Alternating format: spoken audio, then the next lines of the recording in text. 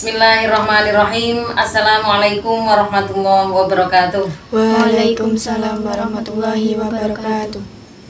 Alhamdulillahilladzi an'amana bi ni'matil imani wal islam.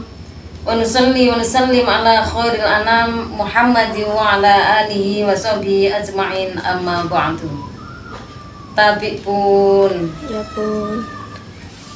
ikraman wa ta'ziman alim ulama nafa'anallahu bi ulumihi wa barakatihim, kepada keluarga besar NU, terkhusus pengurus cabang muslimat NU Lampung Timur sebagai penyelenggara mimbar Ramadan kali ini.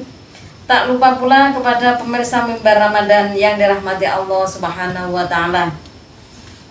Pertama, marilah kita panjatkan puji syukur ila hadratillahi rabbi yang telah melimpah ruahkan rahmat, taufik serta hidayahnya kepada kita semua, sehingga dengan nikmat iman, dengan nikmat Islam, kita masih dapat bersua kembali, kita dapat bertemu kembali dalam Ramadan kali ini, sehingga kita dapat melaksanakan puasa dalam keadaan sehat walafiat. Amin amin Allahumma amin.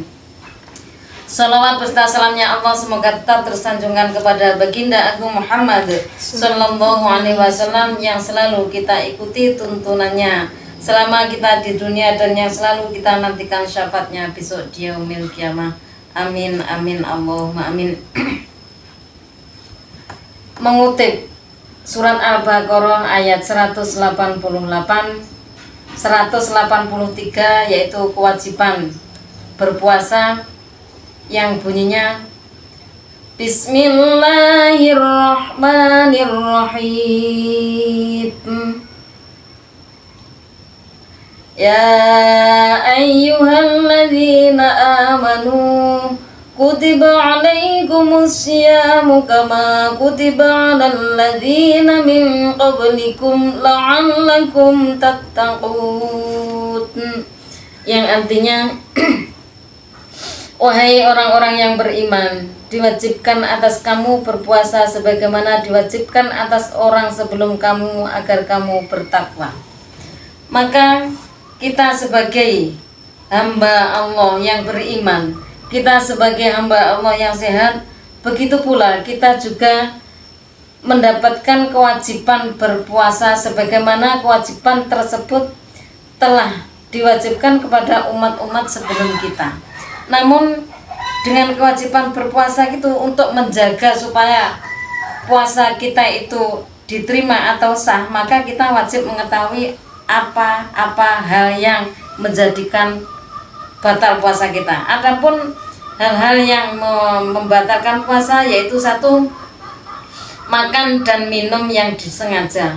Di sini makan dan minum disengaja, maksudnya makan yang di situ memang kita sengaja makan sehingga menjadikan puasa kita itu batal. Kecuali kalau kita itu makan dan minum yang tidak disengaja alias lupa atau lali. Kita lali makan dan minum walaupun itu sedikit ataupun itu kita itu makan tuh sampai banyak, sampai kenyang. Sehingga tetapi makan kita itu dalam kategori lupa, sehingga kalau kita itu memang lupa dan enggak pura-pura, betul-betul lupa, kita minum sampai warak, kita makan sampai warak, kita dalam keadaan lupa. Tapi kalau keadaannya itu memang lupa, betul-betul lupa, maka itu masih dimakruh sehingga tidak membatalkan puasa. Nomor 2, muntah yang disengaja. Contohnya muntah yang disengaja.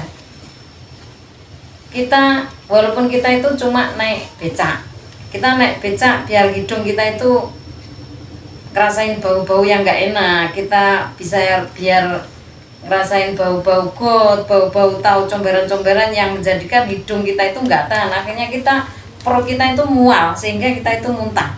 Yang sedemikian itu dengan muntah yang disengaja itu maka puasa kita batal. Contohnya lagi, muntah yang disengaja, kita nggak naik mobil, kita itu cuma naik ayunan yang di situ kita ayun sekencang-kencangnya, sehingga perut kita mual juga. Dengan ada niat supaya kita naik ayunan dikencang-kencangin supaya kita bisa muntah, itu juga membatalkan puasa, ataupun contoh-contoh yang lain. Tapi kalau muntah itu tidak sengaja, kita itu biasanya naik mobil gak muntah, tapi naik mobil tak tahu muntah. Naik perahu biasanya juga gak muntah, tapi kalau itu naik perahu muntah. Naik pesawat yang biasanya tidak muntah tiba-tiba muntah. Muntah yang tidak disengaja itu loh, itu tidak menjadikan puasa kita batal. Tapi kalau muntah yang disengaja walaupun dengan cara apapun itu membatalkan puasa. Nomor 3, haid. Haid juga termasuk hal-hal yang membatalkan puasa. Haid di sini yaitu haid itu bagi wanita yang sudah balik sehingga dia itu haid mengeluarkan darah haid.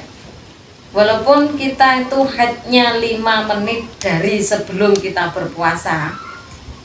Jadi kok 5 menit dari sebelum? 5 menit sebelum kita buka puasa datanglah haid.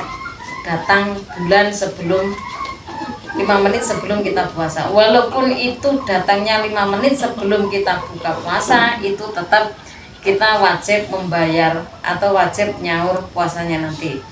Terus cara menyaurnya kayak gimana? Kita sudah puasa sejak pagi sampai sore hari sehingga kita kelaparan, sudah mau masuk maghrib, haid itu datang. Kita tetap nyaurnya seperti biasanya. Jadi kita nggak boleh nyaurnya 5 menit gara-gara tadi kan udah puasa sejak pagi, sehingga kita haidnya 5 menit sebelum buka. Makanya kita nyaurnya cuma 5 menit, itu nggak kayak gitu. Jadi kita tetap nyaurnya sehari. Jadi kita lapar sejak pagi sampai sore menjelang maghrib sebelum kita haid itu tetap disaur sampai hari itu. Jadi atau mungkin kayak gini, kita pura-pura kita tetap nyaurnya sehari, nggak ada yang nyaur puasa 5 menit itu nggak ada. Begitu juga nifas. Kemungkinan kita itu nifas itu biasanya kita ngelahirin anak yang udah pada umurnya, tapi kemungkinan kita juga bisa nifas ketika kita ngelahirin anak yang dalam kandungan masih umur 2 bulan. Jadi banyak terjadi anak dalam kandungan 2 bulan itu turun atau gugur atau namanya cara Jawane keluron. Itu walaupun itu hanya mengeluarkan nifas 1 kecutan, itu tetap kita batal puasanya dan kita tetap nyaur. Yang nomor 4, melakukan jima di siang hari. Melakukan jima di siang hari, sebenarnya yang namanya jima itu adalah sesuatu yang halal bagi mereka-mereka yang sudah berkeluarga. Jadi hal yang halal dan nikmat bagi mereka-mereka yang sudah berkeluarga.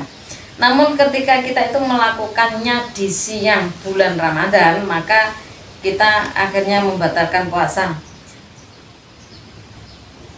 Coba kalau kita ngelakuinnya setelah subuh, itu masih peteng tapi itu udah waktu berpuasa, itu tetap batal puasanya, sehingga kita tetap nyaur nantinya.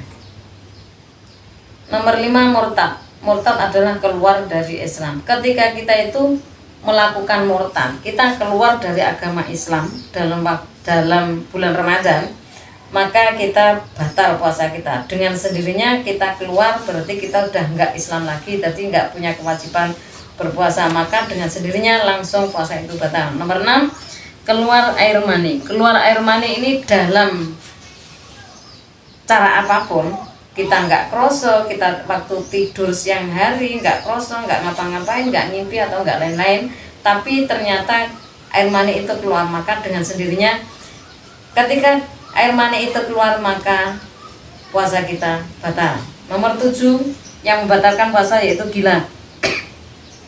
Gila yaitu hilang akal. Hilang akal di sini hilang akal yang betul-betul kita itu tidak bisa membedakan mana hak mana yang batal.